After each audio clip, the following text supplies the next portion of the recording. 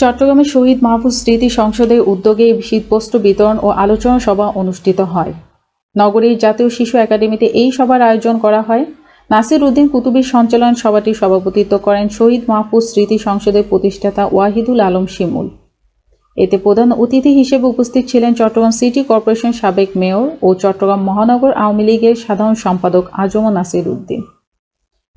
বিশেষ অতিথি হিসেবে উপস্থিত ছিলেন 15 নং ওয়ার্ডের সাবেক কাউন্সিলর ও আসন্ন চট্টগ্রাম সিটি কর্পোরেশন নির্বাচনে আওয়ামী লীগ মনোনীত কাউন্সিলর প্রার্থী গিয়াস উদ্দিন আহমেদ, 21 নং ওয়ার্ডের সাবেক কাউন্সিলর ও আসন্ন চট্টগ্রাম সিটি কর্পোরেশন নির্বাচনে আওয়ামী লীগ মনোনীত কাউন্সিলর প্রার্থী শৈবাল দাস সুমন, 20 নং ওয়ার্ডের সাবেক কাউন্সিলর ও আসন্ন চট্টগ্রাম সিটি কর্পোরেশন নির্বাচনে আওয়ামী লীগ মনোনীত কাউন্সিলর প্রার্থী হাসান মাহমুদ হাসনি। আসলে আপনারা জানেন শহীদ মাহফুজ সংগঠন একটি অরাজনৈতিক ঐতিহ্যবাহী সামাজিক সাংস্কৃতিক সংগঠন। আমরা 1997 সালের 27 নভেম্বর শহীদ মাহফুজ তৎকালীন বিরোধী দলীয় নেত্রী বেগম খালেদা জিয়ার উপস্থিতিতে চট্টগ্রাম মেডিকেল কলেজ ক্যাম্পাসে ওই তার খালেদা জিয়ার সাথে থাকা সফর সঙ্গীদের জামাত শিবির এবং খুনি ছাত্রদলের ক্যাডারদের হাতে নির্মমভাবে সেদিন নিহত হয়েছিল আমাদের তৎকালীন পাঁচে থানা ছাত্রলীগের বিপ্লবী নেতা, মেধাবী ছাত্রনেতা শহীদ মাহফুজুর রহমান। সেই 1997 সালের 27 নভেম্বর তার শহীদ হওয়ার পরের বছর ঠিক 1998 সালের 27 নভেম্বর আমরা এই ঠিক আজকে যে মঞ্চে দাঁড়িয়ে আমরা অনুষ্ঠান করেছি, সেই আমাদের এই চট্টগ্রাম জেলা শিশু একাডেমির এই চত্বরে এখানে মঞ্চ করে আমরা প্রথম আজকে থেকে 22 বছর আগে আমাদের পদযাত্রা শুরু হয়। মাহফুজকে স্মরণ রাখার জন্য, নতুন প্রজন্মের মাঝে মাহফুজের আত্মত্যাগকে ছড়িয়ে দেওয়ার জন্য এবং বঙ্গবন্ধুর আদর্শকে ধারণ করে আমরা মানুষের জন্য কাজ করার জন্য আমাদের প্রিয় নেতা, আমাদের অভিভাবক, চট্টগ্রাম মহানগর আওয়ামী লীগের সংগ্রামী সাধারণ সম্পাদক, সাবেক সফল মেয়র জননেতা আলহাজ আজম নাসির উদ্দিনের সরাসরি তত্ত্বাবধানে আমরা প্রথম আমাদের কার্যক্রম শুরু করি আজকে থেকে 22 বছর আগে।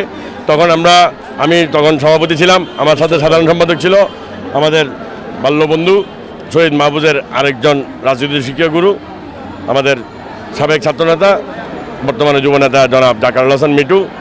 এ সময় ভাস্কর্য ইস্যু নিয়ে সিএনবিডি টিভিকে দেয়া একান্ত সাক্ষাৎকারে আজম নাসির বলেন, আসলে এটা আমাদের জন্য জাতি হিসেবে অত্যন্ত দুর্ভাগ্যের বিষয়। এটা আমরা ভাস্কর্য এটা একটা শিল্প, এটা কোনো মূর্তি পূজার বিষয় নয়। এবং ভাস্কর্য বিরোধী বক্তব্য দিয়ে আসলে আমাদের দেশের স্বাধীনতা সার্বভৌমত্বের বিরুদ্ধে অবস্থান গ্রহণ করা হচ্ছে। এবং ভাস্কর্য জাতির বিচার, ভাস্কর্যের বিপক্ষে, ভাস্কর্য ভাঙ্গার, ভাস্কর্যের বিরুদ্ধে বক্তব্য দেওয়ার অর্থ হলো আমাদের স্বাধীনতা সার্বভৌমত্বের চ্যালেঞ্জ করা। এবং বঙ্গবন্ধুর নেতৃত্বে দেশ স্বাধীন হয়েছে। বঙ্গবন্ধুর ভাস্কর্য ভাঙ্গা মানে বাংলাদেশের স্বাধীনতার সরাসরি বিরোধিতা করা। এই ক্ষেত্রে কখনো আমরা যারা মুক্তিযুদ্ধের পক্ষে শক্তি আছে, মুক্তিযুদ্ধের চেতনা ধারণ করি, এটি কখনো মেনে নিতে পারি না। এবং বাংলাদেশের সকল মানুষ, হাতে কোনো কয়েকজন ব্যতীত বাংলাদেশের সকল মানুষ মুক্তিযুদ্ধের পক্ষে এবং বাংলাদেশের আজকে সবাই ঐক্যবদ্ধ। এবং যারা ভাস্কর্য বিরোধী বক্তব্য দিচ্ছেন আসলে তারা কিন্তু ধর্মীয় চেতনা উদ্বুদ্ধ হয়ে ভাস্কর্য বিরোধী বক্তব্য দিচ্ছেন, এটা আমরা মনে করি।